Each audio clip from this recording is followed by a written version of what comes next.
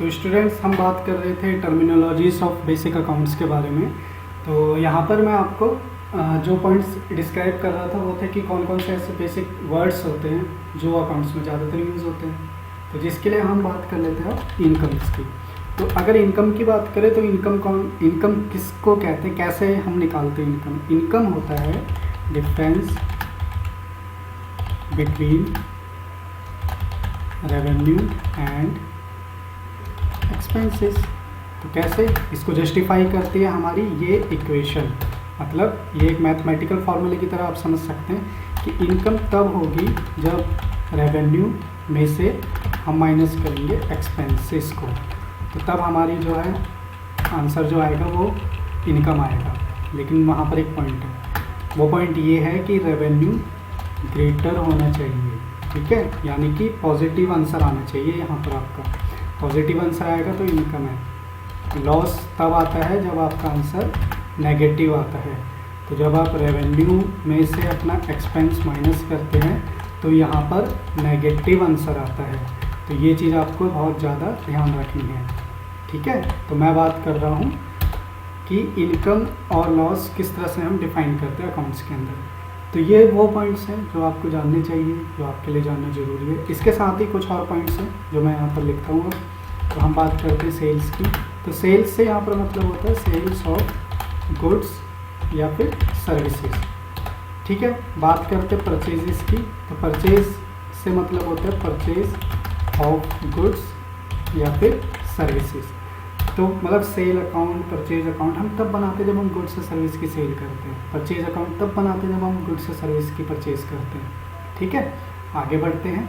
Drawings देखिए, drawings बहुत सारे बच्चे इसको लेके बहुत ज़्यादा कन्फ्यूजन में रहते हैं कि सर ड्राइंग्स है, पर्सनल अकाउंट है, कैपिटल है। तो मैं इस चीज़ को ना आज आपको इस तरह से क्लियर कर रहा हूँ कि आप लाइफ टाइम उसको नहीं भूलोगे।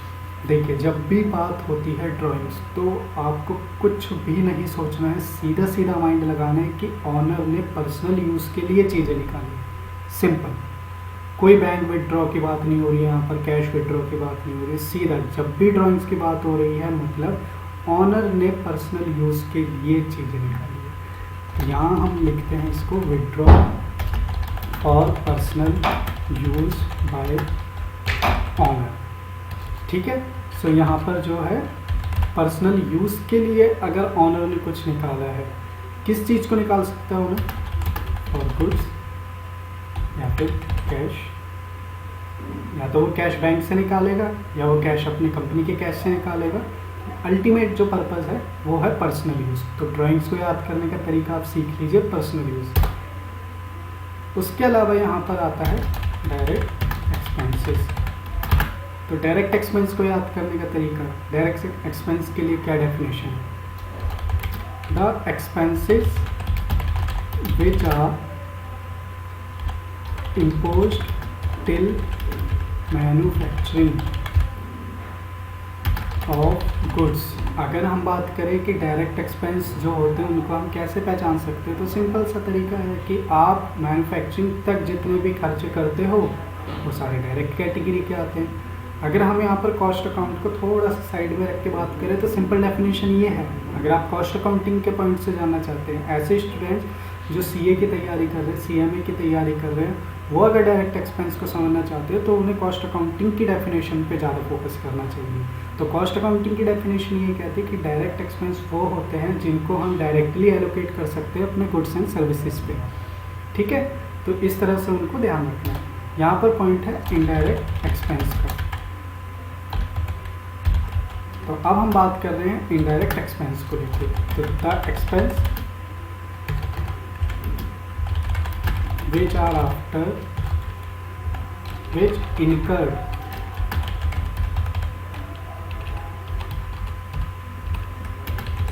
after manufacturing of goods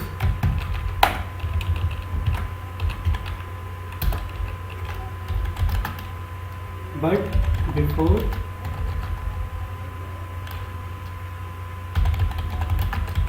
sales। तो यानी कि जब आप अपने गुड्स को सेल करने वाले हैं तो मैन्युफैक्चरिंग के बाद सेल करने तक कि अब आपका ये फाइनली गुड्स बन के रेडी है, अब आपको सिर्फ इसको कस्टमर को बेचना है, तो वो जितना खर्चा हुआ है वो सारा इनडायरेक्ट है। यानी कि अगर हम कॉस्ट अकाउंटिंग टर्म्स में बात करें तो the expense which are indirectly allocated to goods और सर्विसेज, जो इनडायरेक्टली एलोकेट हो, मैन्युफैक्चरिंग में रिलेट नहीं है वो, उसके बाद के खर्चे। तो आई होप आपको ये वीडियो समझ आई होगी, आपको काफ़ी अच्छे से ये चीज़ बेसिक अकाउंट्स समझ आया होगा।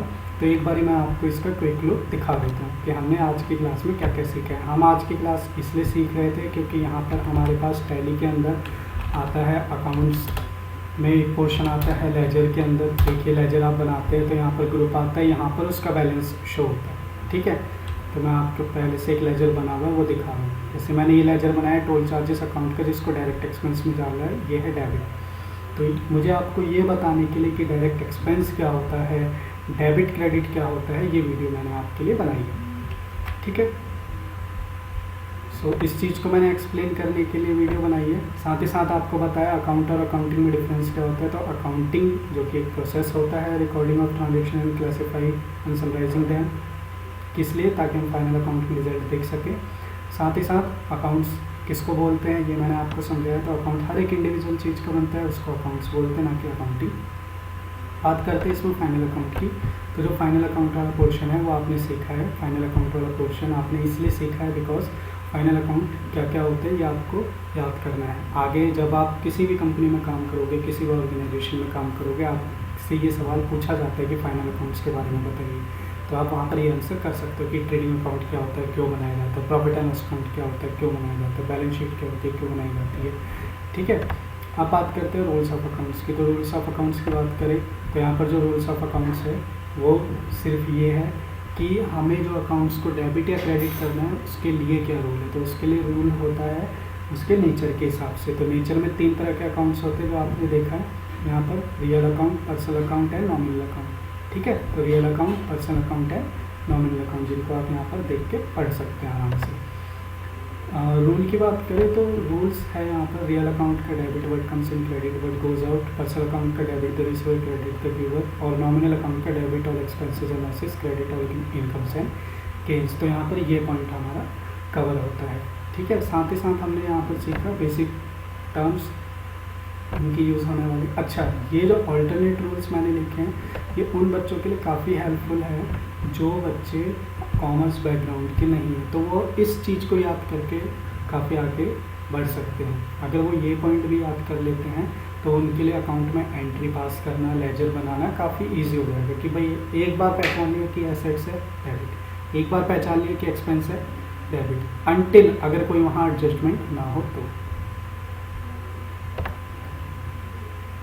फिर हमने बात करी टर्मिनोलॉजीज़ की। तो टर्मिनोलॉजीज़ की जो हमने बात करी, टर्मिनोलॉजीज़ से हमने ये सीखा कि अकाउंट में कौन कौन सी बेसिक टर्म्स होती है, कैपिटल किसको बोलते हैं, एसेट्स किसको बोलते हैं, लायबिलिटीज़ किसको बोलते हैं, रेवेन्यू, एक्सपेंस, इनकम, सेल्स हम किसको बोलते हैं, हमने ये सीखा, ठीक है।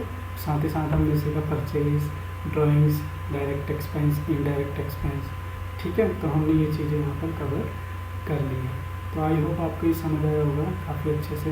आपका जो भी सवाल है आप कमेंट बॉक्स में पूछिए, हम आपको उसका आंसर करेंगे। और वो जो भी आप सवाल पूछेंगे, आप अगर चाहते हैं उस पर वीडियो बनाई जाए तो आप हमें ज़रूर बताइएगा कि आपके किस सवाल के ऊपर हमें वीडियो बनानी है। हम उस सवाल के ऊपर वीडियो बना के आपको पूरा उसका डिस्क्राइब करेंगे, पूरे एक्सप्लेनेशन देंगे। तो आई होप अर्थ इंस्टीट्यूट की तरफ से ये जो ऑनलाइन क्लासेज आप ले रहे हैं इसमें आपको काफ़ी अच्छे से समझ आ रहा है। Thank you so much.